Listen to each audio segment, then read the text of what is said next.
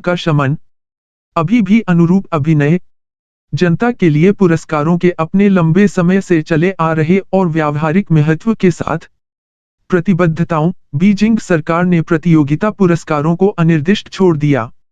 सामाजिक वैज्ञानिकों ने निर्धारित किया है कि हम आंतरिक जिम्मेदारी स्वीकार करते हैं। एक व्यवहार के लिए जब हमें लगता है कि हमने इसे एबी में करने के लिए चुना है। मजबूत बाहरी दबाव की भावना। एक बड़ा इनाम ऐसा ही एक बाहरी है।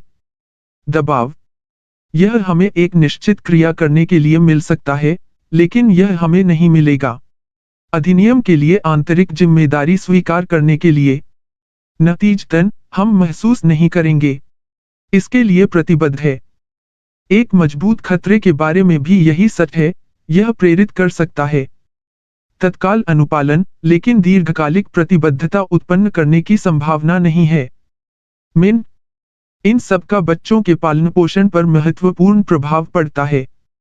यह सुझाव देता है कि हमें कभी भी भारी रिश्वत नहीं देनी चाहिए या अपने बच्चों को ऐसा करने की धमकी नहीं देनी चाहिए जिन चीजों पर हम चाहते हैं कि वे वास्तव में विश्वास करें। इस तरह के दबाव शायद हमारी इच्छाओं के साथ अस्थायी अनुपालन उत्पन्न करें। हालांकि अगर हम चाहते हैं, इतना ही नहीं, अगर हम चाहते हैं कि बच्चे शुद्धता में विश्वास करें, उन्होंने क्या किया है, अगर हम चाहते हैं कि वे प्रदर्शन करना जारी रखें। वांछित व्यवहार जब हम उन बाहरी राष्ट्रपतियों को लागू करने के लिए उपस्थित नहीं होते हैं, निश्चित रूप से, तो हमें किसी तरह उनके लिए आंतरिक प्रतिक्रियाओं को स्वीकार करने की व्यवस्था करनी चाहिए, उन कार्यों के लिए क्षमता जो हम उन्हें करना चाहते हैं। जोनाथन द्वारा एक प्रयोग। फ्रीडमैन हमें कुछ संकेत देता है कि क्या करना है और क्या नहीं करना है। इस संबंध में फ्रीडमैन देखना चाहता था कि क्या वह दूसरी से चौथी कक्षा तक रोक सकता है लड़कों को एक आकर्षक खिलौने से खेलने से, सिर्फ इसलिए कि उसने ऐसा कहा था। करीब 6 हफ्ते पहले ऐसा करना गलत था। कोई परिचित 7 से 9 साल के लड़कों को कार्य की विशालता का एहसास होना चाहिए। परंतु फ्रीडमैन की एक योजना थी। अगर वह पहले लड़कों को समझा पाता, खुद को मना किया है कि निषिद्ध खिलौने के साथ खेलना गलत था, शायद वह विश्वास उन्हें उसके बाद इसके साथ खेलने से रोकेगा।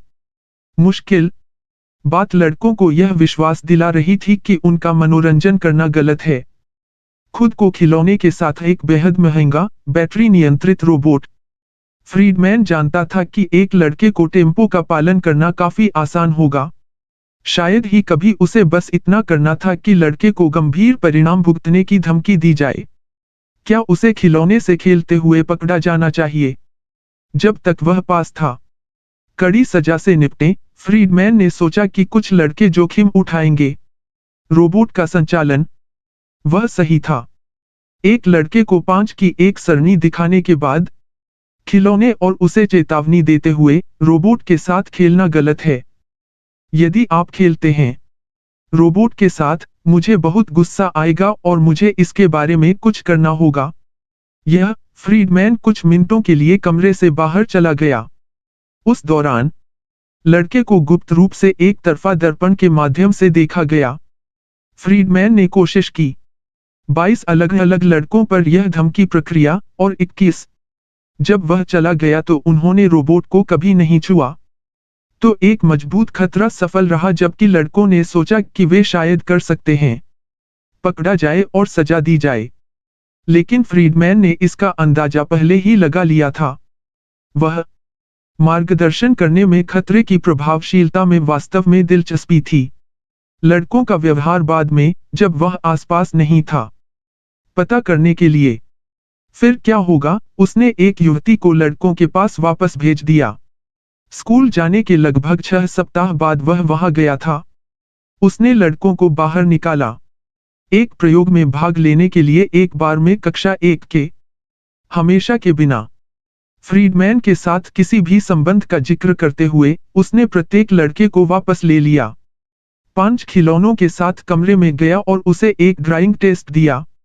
जबकि वह टेस्ट स्कोर कर रही थी, उसने लड़के से कहा कि वह किसी के साथ खेलने के लिए स्वतंत्र है। कमरे में खिलौना बेशक